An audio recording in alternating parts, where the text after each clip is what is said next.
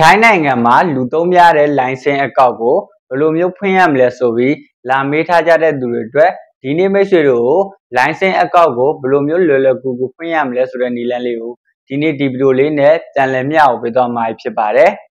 ပထမဆုံးမိမိဖုန်းထဲမှာဒီ license software ရှိတာကိုလိုရပေါ့နော်ဘယ်လိုမရှိသေးဘူးဆိုရင်ကျွန်တော် Play Store တော့သွားလိုက်မယ်ကျွန်တော် server မှာ line ဆိုပြီးရိုက်ရှာလိုက်မယ်ပေါ့နော်ကဲဒီမှာတက်လာပါပြီပေါ့နော်ကဲကျွန်တော်တို့ download မဆွဲရသေးတဲ့သူတွေကဆွဲထားရုံပဲပေါ့နော်ကျွန်တော်ကတော့ဆွဲထားပြီးသားဖြစ်တဲ့အတွက် open ပေါ်နေရဖြစ်ပါတယ်ပေါ့နော်ကဲကျွန်တော်တို့ software လေးထဲဝင်လိုက်မယ်ကျွန်တော် line software တွေရောက်လာပြီဆိုရင်ကျွန်တော်တို့တစ်ခါမှမဖွင့်ရသေးဘူးဆိုရင်ကျွန်တော်တို့ဒီလိုမျိုးပေါ်နေမယ်ပေါ့နော်ကဲလို့မိမိကအကောင့်ဟောင်းကိုပြန်ဝင်ခြင်းနဲ့ဆိုရင်ဒီအပေါ်က login ကိုနှိပ်ပေးရပါမယ်တကယ်လို့ကိုကအသစ်ဖွင့်မှာဖြစ်တဲ့အတွက်ဒီအောက်က sign up ဆိုတဲ့နေရာလေးကိုတစ်ချက်နှိပ်ပေးလိုက်မယ်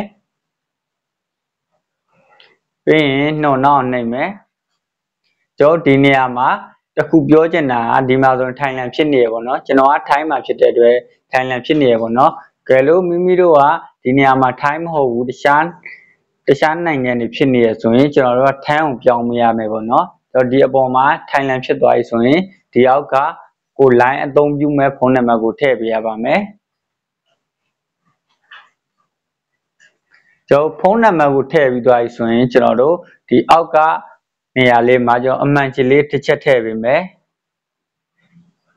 ပြီးရင်ကျွန်တော်ဒီအောက်ကမြားလေးကိုတစ်ချက်နှိပ်မယ်ပေါ့နော်ကဲ okay ကိုနှိပ်မယ်ဒါဆိုရင်ကျွန်တော်တို့ဖုန်းနံပါတ်ထဲကိုပို့ပေးမှာဖြစ်ပါတယ်ပေါ့နော်ကဲကျွန်တော်တို့ဒီအောက်က allow နှိပ်မယ်ကဲဒါဆိုရင်ကျွန်တော်တို့ကကုတ်ကခွင့်ပြုချက်ပေးလိုက်တာနဲ့တခါတည်းထည့်သွားပြီပေါ့နော်ကိုယ်တိုင်ထည့်ရမလို့ပေါ့နော်ဒီနေရာမှာဆိုရင်ကျွန်တော်တို့သူပြောတာအပေါ်ကစာတန်းလေးက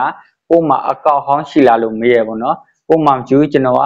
အကောင့်အသစ်ဖွင့်မှာဖြစ်တဲ့အတွက်ဒီအောက်ဆုံးကစာတန်းလေးကိုတစ်ချက်နှိပ်ပေးလိုက်ပါမယ်ကဲဒီနေရာမှာကျွန်တော်တို့ကို line အသုံးပြုမဲ့ကိုယ့်ရဲ့နာမည်ကိုထည့်ပေးလိုက်ပါမယ်ကျွန်တော်ကတော့ကျွန်တော်ရဲ့ page နာမည်ထည့်ပေးလိုက်မယ်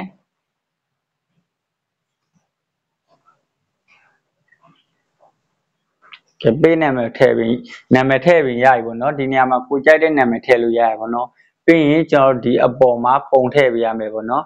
ကိုကတခါတည်းထည့်ခြင်းနဲ့ဆိုလဲရရဲနောက်မှထည့်ခြင်းနဲ့ဆိုလဲရရပေါ့နော်ကဲလို့တခါတည်းမထည့်သေးဘူးဆိုရင်ဒီအောက်ကမြားလေးကိုတစ်ချက်နှိပ်ပေးမယ်ကဲဒီနေရာမှာကျွန်တော်တို့ password ထည့်ပေးရမယ်ပေါ့နော်ကျွန်တော်တို့ password ထည့်မယ်ဆိုရင်ကျွန်တော်တို့ပထမဆုံးရှေ့ဆုံးစလုံးကကျွန်တော်တို့အကြီးတစ်လုံးထည့်ပေးရမယ်ပေါ့နော်ဒီနောက်ကကိုကြိုက်တာထည့်လို့ရရပေါ့နော်ကဲကျွန်တော်တို့ password ထည့်ပြီးသွားပြီဆိုရင်ဒီအောက်ကမြားလေးကိုနှိပ်ပေးမယ်ပေါ့နော်တခုတည်တာမှာကျွန်တော်တို့ password ကိုအပေါ်နဲ့အောက်တူအောင်ထည့်ပေးရမယ်ပြီးရင်ကျွန်တော်တို့ password ပထမစလုံးအကြီးနဲ့ထည့်ပေးရမယ်ပေါ့နော်ကဲဒါဆိုရင်ကျွန်တော်တို့ password ထည့်ပြီးသွားပြီဆိုရင်ဒီအောက်ကမြားလေးကိုနှိပ်ပေးမယ်ကဲဒီစာတန်းကိုတစ်ချက်ဆက်နှိပ်ပေးမယ်allow နှိပ်မယ်ကဲဒီစာတန်းကိုတစ်ချက်ဆက်နှိပ်မယ်ကဲ okay ကိုထပ်နှိပ်မယ်ပေါ်အစာတန်းလေးကိုတစ်ချက်ဆက်နှိပ်ပေးလိုက်မယ်ပေါ့နော်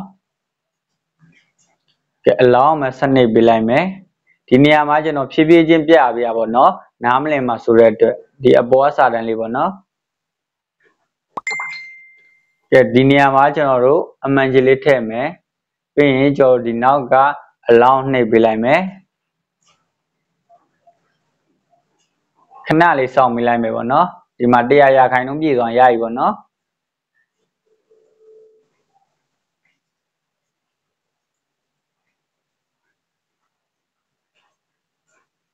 ကဲကျွန်တော်တို့ဒီလိုမျိုး100%ပြည့်သွားရင်ကျွန်တော်ဒီနေရာလေးတစ်ချက်နှိပ်ပေးလိုက်မယ်ပေါ့နော်add to contact ဆိုတဲ့နေရာကိုကဲ open setting ကိုနှိပ်မယ် allow မှာဆက်နှိပ်မယ်ကဲဒါဆိုရင်ကျွန်တော်တို့ line အကောင့်ကိုလွယ်လွယ်ကူကူဖွင့်လို့ရသွားပြီပေါ့နော်ဒါဆိုရင်ဒီဗီဒီယိုလေးကမိတ်ဆွေတို့အတွက်အကျိုးရှိပြီးအသုံးတဲ့မယ်လို့ယုံကြည်ပါတယ်နောက်ထပ်ငွေချင်းတွေတွေ့ရအောင်ကျွန်တော်ရဲ့ဗီဒီယိုလေးကို like and share ပြုလုပ်သွားပေးပါအောင်မသိနားမလည်တာရှိရင်လည်း ဒီဗီဒီယိုရဲ့ comment အောက်မှာမေးခဲ့နိုင်ပါရဲ့ကျွန်တော်ပြန်လည်ဖြေကြားပေးမှာဖြစ်ပါတယ်အားလုံးကိုကျေးဇူးတင်ပါတယ်နောက်ဗီဒီယိုမှာပြန်လည်ဆုံတွေ့ပါမယ်